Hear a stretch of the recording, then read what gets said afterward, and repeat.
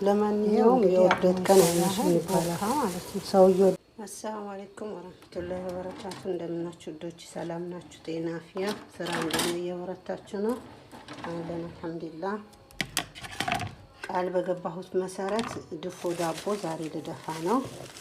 እንግዲህ በቡኒ ዱቄት ነው። ቡኒ ዱቄት ማለት እንደነገርኳችሁ ትላንትና ወዳም ምጥን ማለት ነው። ምጥን ነው። ገብስ፣ ስንዴ፣ በቆሎ ምጥን የተዘጋጀ ነው። እኔ አይደለሁም ያመጡት ሰዎቹ ናቸው። ግን ምጥን እንደሆነ ነው ሲናገሩ። ስነፋ ራሱ ያስታውቃል። እና ምርጥ ነው እንዳልኳችሁ፣ ሆድ አይከብድም። ለዛም ነው ያመጡት። ለቦርጭ ለምናምን እንትን አይለም። ይሄ አሁን እንደ ፍርኖ ዳቦ ዱቄት ሆድ ላይ እንትን አይልም። ለቦርጭም ለጤንነትም ቶሎ ይቀላል፣ ለጨጓራ ማለት ነው። እና ለማንኛውም በዚህ ሁኔታ ነፋዋለሁ። ገለባ ስላለው ነው የምነፋው። የገብስ ገለባ ምናምን አለው ስነፋው ማለት ነው። እና ከነፋሁት በኋላ ያው እንግዲህ እርሾ ምናምን አረጋለሁ። በ30 ደቂቃ ነው የሚደርሰው። 30 ደቂቃ ሁላ አይቆይም አንዳንዴ ማለት ነው። እኔ ተንካልክ ቶሎ ነው የሚቦካው። ፈጣን ነው ማለት ነው። የዚህ ሀገር ደግሞ ሱብሃንአላህ ይገርመኛል። ቶሎ ነው የሚቦካው። እንደዚህ አንድ ነገር ለመስራት ስትፈልጉ 2 ሰዓት፣ 1 ሰዓት፣ 1 ተኩል ተቦክቶ እንደ ሀገር የሚቆይ ነገር የለም። እኔ ሀገር እኮ በጣም እንዴት እንደሆነ እንጃ። ውሃው ነው ይሆን አላውቅም። በዚህ ሁኔታ ይበቃኛል ብዬ ገምታለሁ። ትንሽ ጨመር በጣም ዛሬ ጁምዓ ስለሆነ ማለትም ሰው የሚበላ ሰው ይመጣል። ድንገት እናትዮ ሊዘይሯት ሲመጡ ከሰላት በኋላ የተደፋ ካለ እንደዚህ ይበላሉ ልጆቹ። ይዘው ይሄዳሉ። እዚህ እንኳን አይበሉም፣ ይዘው ይሄዳሉ። እና በዛ ጨመር እንዳረጋ አይከፋም።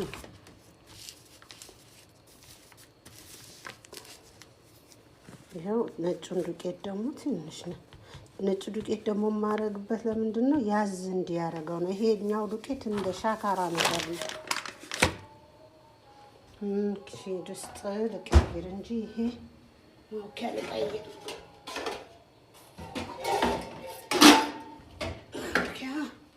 ማውኪያውን ልቀይር። ሳሻው ፍሬ ያረገኝ። እንግዲህ አሁን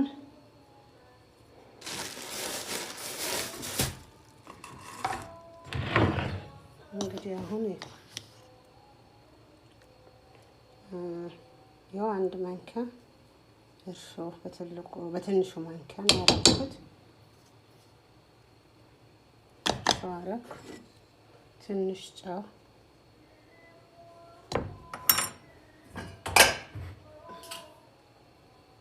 ስኳር፣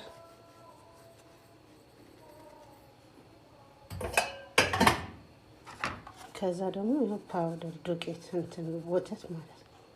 ዝም ብዬ በግምት ነው ያደረኩት ወተት ራሱ። ከዛ ይኸው ዘይት፣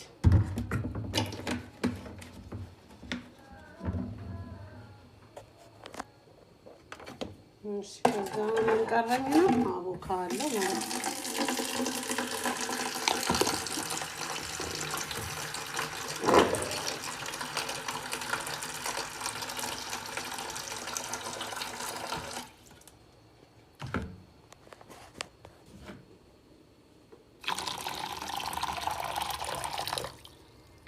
ትንሽ ለብ ያለ ውሃ ያረኩት ለምን እንዲቦካልኝም ቶሎ ይረዳኛል።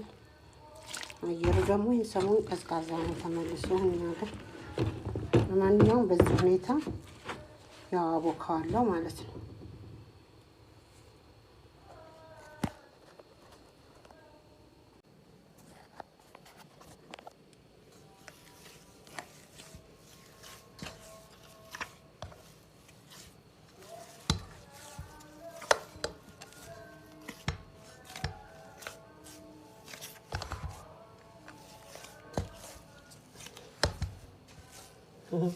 በአንድ እጄ ካሜራ ስለያዝኩኝ ድስጡ መጀመሪያ በአንድ እጄ ስለያዝኩኝ ምንም እምቢ አለኝ። ስለዚህ አውክቼ ስደፋው ደግሞ አሳያቸዋለሁ ማለት ነው። ይሄው እንግዲህ አቅሙ የቻለ ያህል ቦካ ማለት ነው። ድስጡ ትልቅ ስለሆነ በደንብ አይታይም፣ ወቅተዋል። አሁን እንግዲህ ሳህን ላይ አድርጌው ደግሞ አሳያቸዋል። አሚን ነገሮች አሉት። ይኸው ጥቁር አዝሙድ እነሰንሳለሁ። ከዛ ደግሞ ኋላ መጨረሻ ላይ ደግሞ ለማንኛውም የወደድከን አይነሽም ይባላል። ሰውየው ሻላ ዳቦ ነው የሚሆነው። ይሄ ዳቦ በነገራችን ላይ የት ሀገር ዳቦ ነው በሉ። ጣይፍ የኖራችሁ ታውቃላችሁ። ስለ ጣይፍ የምታውቁት ልክ እንደ ኢትዮጵያ ባህላቸው ዳቦ ነው። ሰው ቤት ሲሄዱ ራሱ እንደዚህ በቃ በድዎቹ ማለት ነው፣ ገጠሪዎቹ በቃ እንደ ትልቅ ነገር ዳቦ ደፍተው ነው ይዘው የሚሄዱት ማለት ነው። እና እነሱ ጋር ነው እኔ የምሰራው፣ እነሱ ጋር ነው። በቃ የሆነ ኢትዮጵያን አታስታውሱም። እንደውም በሳምንት ጁምአ እደፋለሁ፣ ግን ሁሌም ባይሆን አንዳንዴ ዘለዋለሁ፣ እደፋለሁ። አሮጊቷም ትበላለች አንዳንዴ። ያ ሲሆን ሁሌ ሲሆን ነው እንጂ ማትበላልኝ። ልጆቹም ይበላሉ። እኔ ራሱ ቢያድርም በቃ አሙቄ እበላዋለሁ። በዚህ ሁኔታ ነው። ጥቁር አዝሙድና እንትን ባትፈልጉም አለማድረግም ትችላላችሁ። እና ማርና ቅቤ ይደረጋል። ማር የማይፈኔ አሁን ማር። ለማንኛውም የውርደት ቀን አይመሽም ይባላል። ሰውየው ዳቦን እየቀረጽኩኝ ካሜራ ለዛውም አለ ጓዳ ነበረ እናቱ ጋር ማለት ነው። ከዛ ድምፄ ሳላወጣ እየቀረጽኩኝ እያለ ሌላ ጊዜ ብድግ ብሎ አይመጣም። ብድግ ብሎ ላይ መጣ፣ ግን ድምፄ እያሰማሁን ነበር መጀመሪያ። ከዛ ደንግጬ ስልኩን አስቀመጥኩት። እናቴ ቁርስ በላሽ ወይ ሲለኝ ይሄው ይሄ ቂጣ እየጋገርኩ ነው አልኩት፣ ዳቦ እየጋገርኩ ነው አልኩት።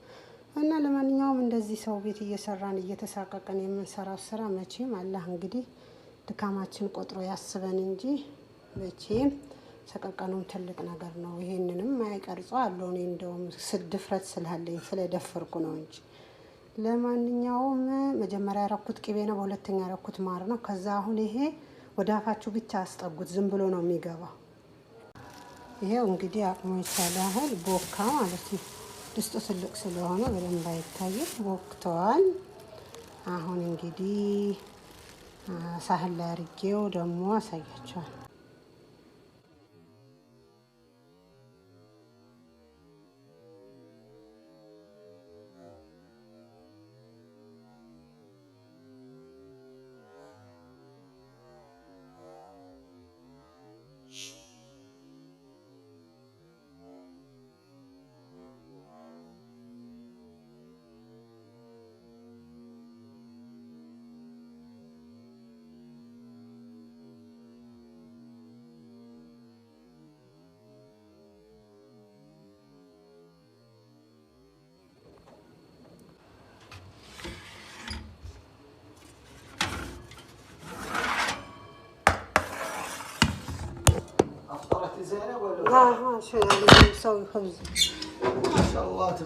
ለማንኛውም የውርደት ቀን አይመሽም ይባላል።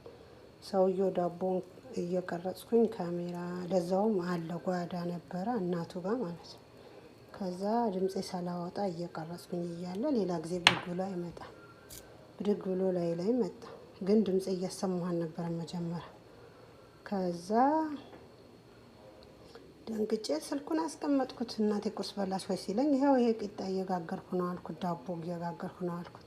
እና ለማንኛውም እንደዚህ ሰው ቤት እየሰራን እየተሳቀቀን የምንሰራው ስራ መቼም አላህ እንግዲህ ድካማችን ቆጥሮ ያስበን እንጂ መቼም ሰቀቀኑም ትልቅ ነገር ነው። ይሄንንም አይቀርጾ አለው። እኔ እንደውም ድፍረት ስላለኝ ስለደፈርኩ ነው እንጂ።